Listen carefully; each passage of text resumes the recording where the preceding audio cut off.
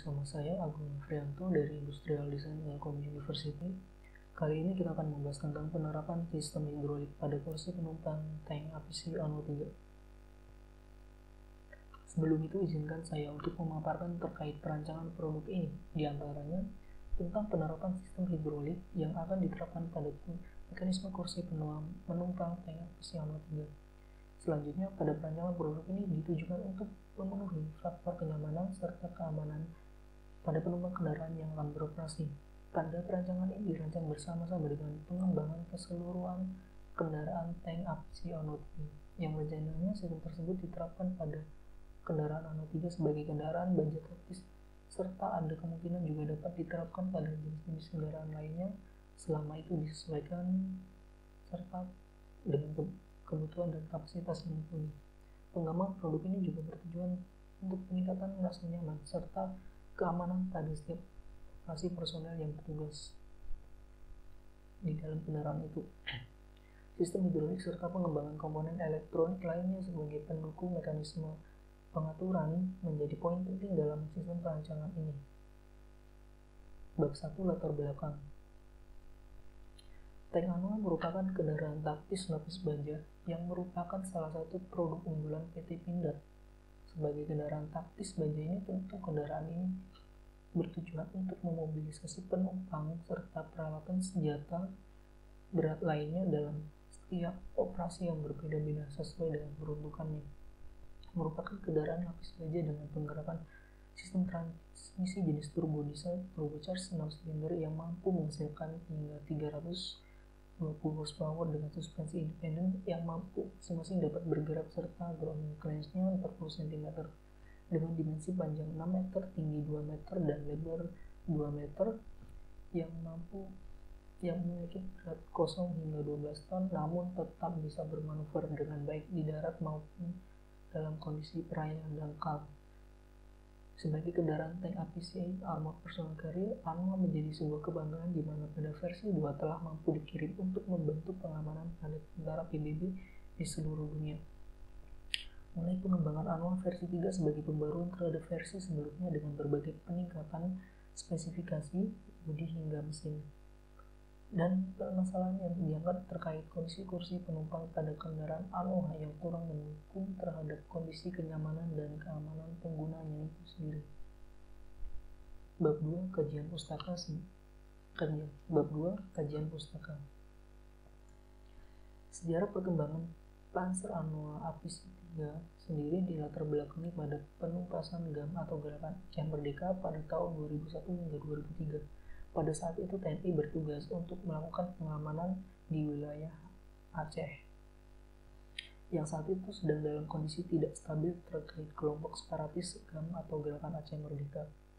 Banyak personel TNI yang bertugas diserang dalam perjalanan pengangkutan personel, amunisi maupun perbekalan serta kebutuhan medis lainnya.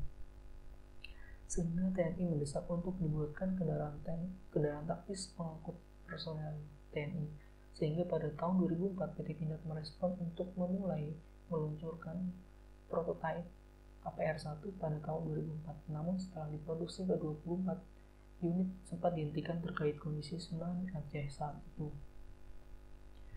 Kemudian dilanjutkan pengembangan pada tahun 2006 yang disempurnakan menjadi kendaraan taktis 6x6. Setelah itu masa uji coba tahun 2007. Pada tahun 2008 unit APS-3 telah diproduksi untuk pertama kalinya. Pengembangan Ano sebagai kendaraan taktis ini turut didukung pemerintah dalam upaya program kemandirian alutsista NKRI dengan dukungan berbagai BUMN seperti beberapa bank sebagai pemodal dan fabrikasi komponen lainnya. Bab 3, tujuan dan manfaat. Adapun tujuan dalam perancangan produk ini diantaranya untuk mendapatkan desain dan sistem kursi penumpang kendaraan taktis terutama tank Ano 3 yang sesuai dengan kebutuhan sistem operasionalnya. Selanjutnya terkait upaya kemandirian alutsista NKRI dalam pengembangan produk militer ini serta berbagai komponen yang ada di dalamnya. Dalam hal ini, perancangan sistem kursi tersebut diharapkan dapat bermanfaat untuk memberikan dukungan kemudahan dalam operasi setiap personil militer maupun kepolisian.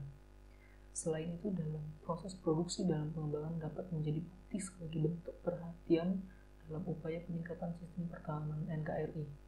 Bab 4. Metodologi penelitian.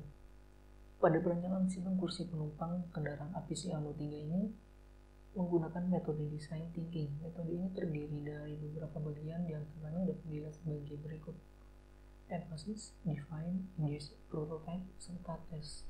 Emphasis sendiri merupakan tahapan di mana untuk menggali segala sesuatu yang berhubungan dengan objek observasi.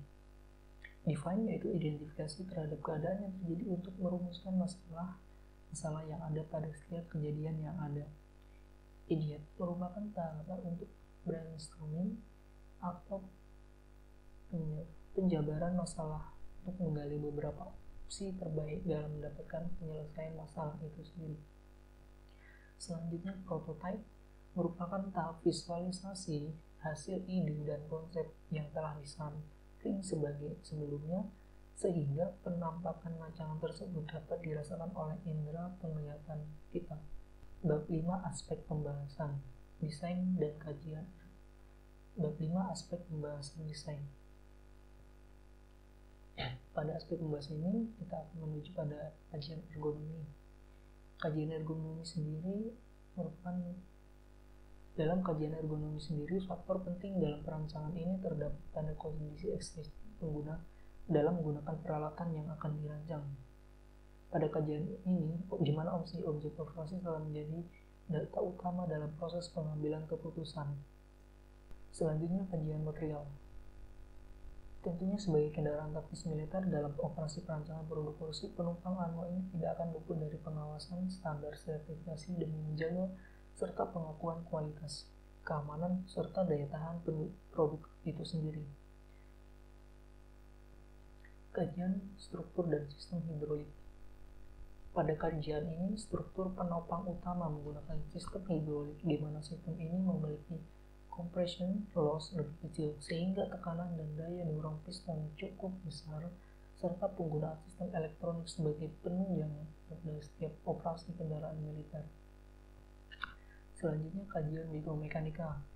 Dalam kajian ini juga akan membahas tentang manusia sebagai objek utama. Aktivitas pengguna setiap gerakan dalam TA3 ini menjadi bahan observasi pada kajian ini. Setiap aktivitas yang menimbulkan pergerakan pada objek observasi dari data tersebut dapat digunakan untuk mencari bagaimana sistem terbaik dan memiliki keamanan yang cukup baik tanpa menimbulkan dampak negatif terhadap pengguna itu. Bab 6. Konsep perancangan dan visualisasi. Berikut merupakan hasil dari konsep serta perancangan dengan visualisasi 3 dimensi. Pada perancangan tersebut dipaparkan bagaimana sistem hidrolik dapat dikomunikasikan pada desain penumpang Ano 3. Terakhir, simpulan dan saran. Kesimpulan terkait hasil perancangan kursi penumpang APC Ano 3 ini dapat disimpulkan sebagai berikut. Pertimbangan perancangan memperhatikan terkait faktor keselamatan, keamanan, serta kenyamanan dalam penggunaan. Penerapan sistem hidrolik serta dukungan dalam sistem gerak elektronik menjadi komponen penting dalam inovasi perancangan ini. Penggunaan sistem gerak yang telah disesuaikan dapat mempermudah proses penyesuaian terhadap pengguna pada setiap penggunaan rancangan tersebut. Selanjutnya, saran. Dalam hal ini, saran upaya pengembangan misalnya. Selanjutnya, saran upaya efisiensi dimensi dalam sistem kompleks sehingga perlu pengembangan lebih lanjut tanpa mengabaikan fungsional serta ketersediaan space pada kendaraan. Sebagai komponen peralatan kendaraan militer, material serta proses produksi wajib memenuhi standar kualitas militer yang berlaku. Sekian dan terima kasih. Saya Agung Afrianto mengucapkan sampai jumpa.